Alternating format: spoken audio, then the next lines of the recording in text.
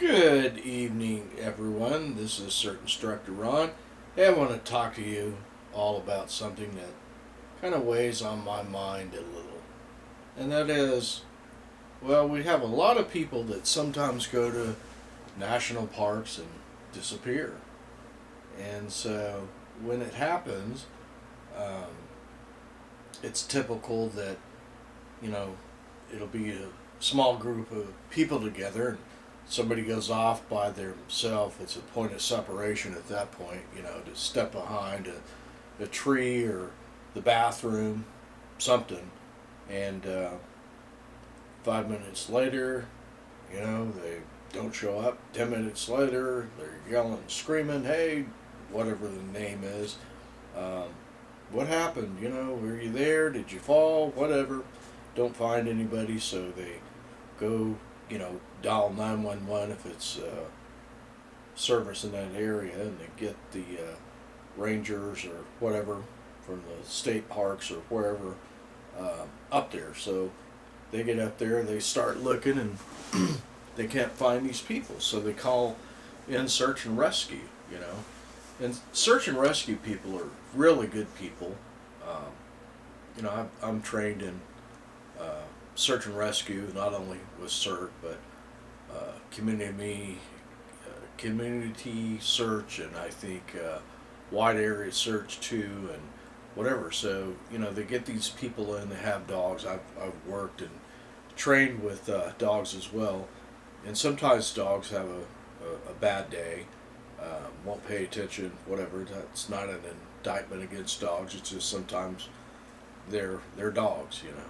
And so a lot of times they'll get more than one canine tracker. Sometimes it could be as many as 10 or 20.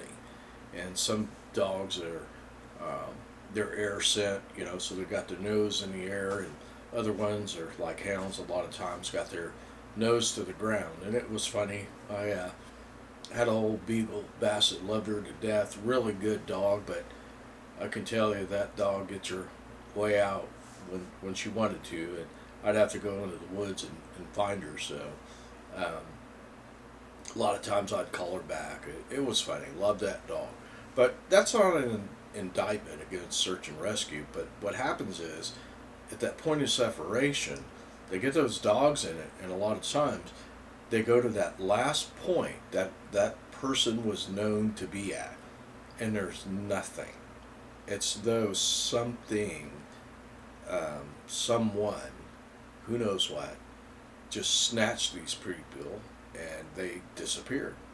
And so they'll go and have hundreds sometimes of searchers. A lot of them aren't professional, but you can organize them and say, hey, go with this person, get so far apart, and I hope everybody has a whistle. If you see something or whatever, we got to mark it, blow your whistle, and you can only go through the brush as far as you could see, and you need to see your feet, and see over to the next person, whatever. And they don't find a thing.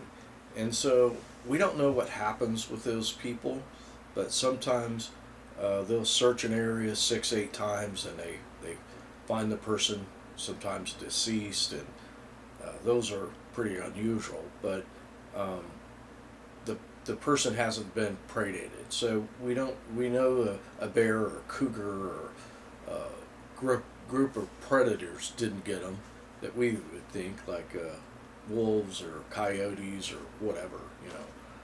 They just disappear, they vanish, and then maybe 6 weeks or a year later, they find the skeletal remains, and it's in an area they've been searched. So my advice to you is that if you're going to go out in these national parks and things where sometimes people just vanish and disappear, and we don't know what the cause is, if you're interested in it, look up David Politis and the 411.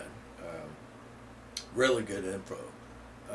But they find these people in places they've already searched. So my advice to you is how not to be a victim is when you go to these national parks, whatever's happening to these people, we don't know. And again, we're not making an indictment and pointing our fingers somewhere. It just happens. We don't know.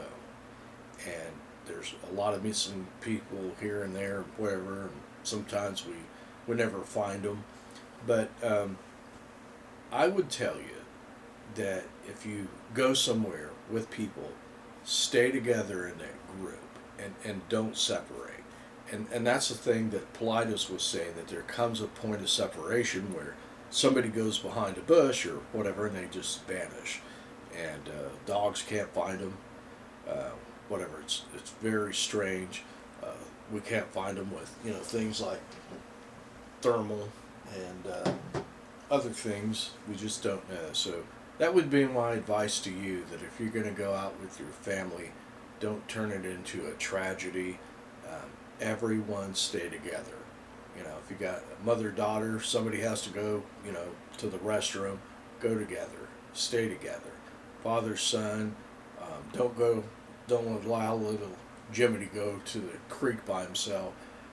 Everyone stay together, and that's how you don't disappear. So take it what it is for what it's worth.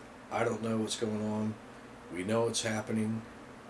I could talk more on the subject, but I'm not going to. I'm just telling you how to prevent people in your family or your friends from disappearing. It happens all the time. We don't know. Sometimes people do get lost and we find them, but there's a lot of times that we don't. So anyways, this is CERT Instructor Ron. I'd like to see your comments. Maybe at some point in time I'll do another video on it, that and some other things that might be kind of spooky. But let me know, and take care. God bless.